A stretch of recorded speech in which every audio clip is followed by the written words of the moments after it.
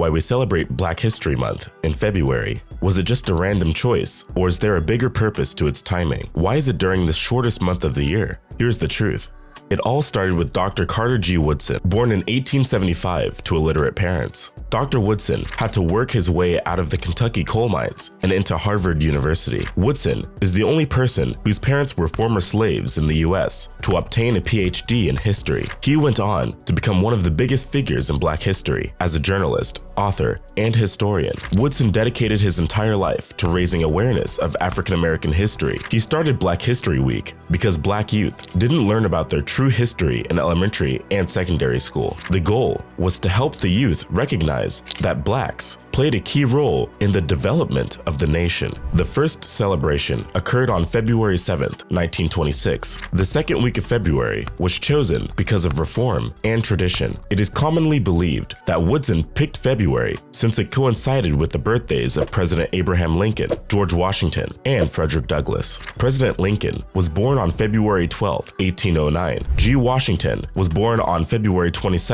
1732, and Frederick Douglass was born on February 1818. But there is more to it than meets the eye. Let's go into a bit more detail. Woodson chose February for reasons of tradition. After President Lincoln was assassinated in 1865, other Republicans, as well as the Black community, started celebrating the fallen president's birthday. And since the 1890s, the Black community all around the country celebrated Douglass's birthday. These pre-existing celebrations became a stepping stone for a much bigger purpose. Woodson established Black History Week, formerly known as Negro History Week, to commemorate the past of the Black community. He was urging the people not to create a new tradition, but to expand their studies of Black history. The goal was to reform the tradition from a study of two great men to a study of the Black culture and history. Even though Woodson respected and looked up to Lincoln and Douglass, he was never too keen on the celebrations held in their favor. In fact, Woodson felt that history wasn't made by just great men, it was made by the people. Although Lincoln worked tirelessly to expand rights for African Americans, he did not free the slaves. It was the Union Army, troops formed of almost 180,000 free Black men and escaped slaves who did it. So, instead of concentrating on two men, Woodson believed people should focus on the innumerable Black women and men who contributed to the cause. In 1976, Black History Week became Black History Month. So, how did people celebrate Black History Week? From the beginning, people started responding to Woodson's efforts. Black History Week emerged all around the country, before the general population and in schools. While Black people were educating the youth about their history for decades, crucial new textbooks came out in the coming years, such as The Negro in Our History, 1922, by Woodson, and From Slavery to Freedom, 1947, by John Hope Franklin.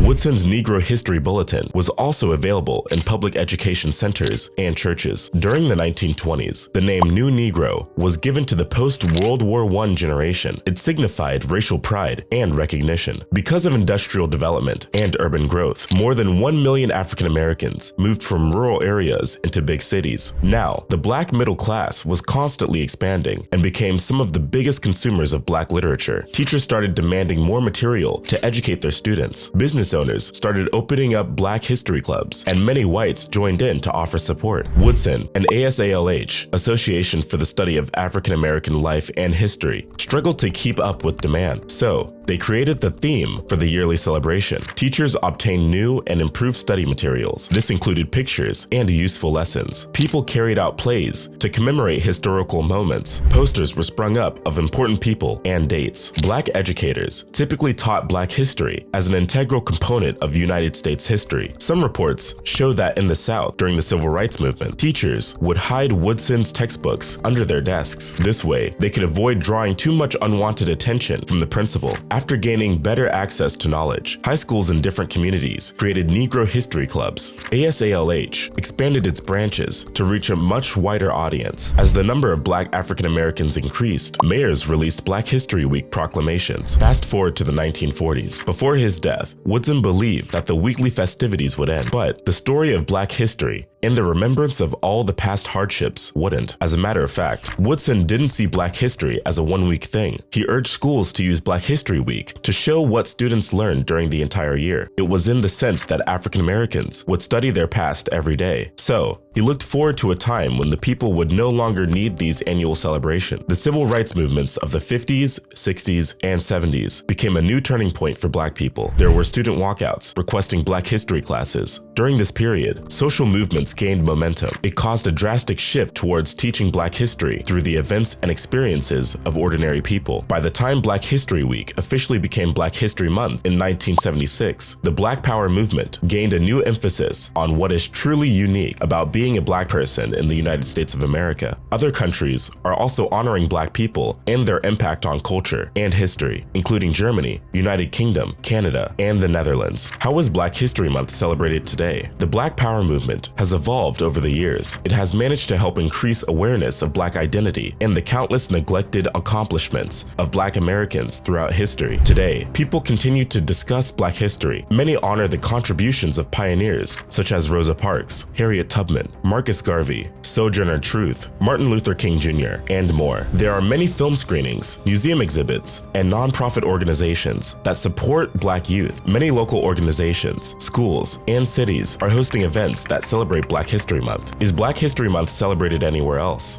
Black History Month goes beyond the borders of the United States. Germany and Canada celebrate this event in February together with the US, but the UK, Netherlands, and Ireland are hosting their own Black History Month celebrations in October. Brazil chose November 20th for its Black Consciousness Day. Here is how each country celebrates this occasion. For a couple of years now, Germany has had a lot more events organized by Black organizations, institutions, and individuals. These events focus on the importance, awareness, and recognition of Black life in Germany. Although the USA is the bedrock of Black History Month, Black people in Germany are also facing issues with discrimination and racism. This marks a wide-scale effort to rally against racism. In December 1995, the House of Commons officially acknowledged February as Black History Month. In Canada, there are festivities and events held across cities. Canada is celebrating Black Canadians, such as Eleanor Collins, the pioneer in both television and music. She became the first Black artist in the region to host a nationally broadcast TV series. Thanks to her career, Collins created connections and raised funds for charity and local organizations. Many other Black Canadians have contributed over the years, which serve as an inspiration for the youth today. In the United Kingdom, when Black History Month first started, there was a lot of emphasis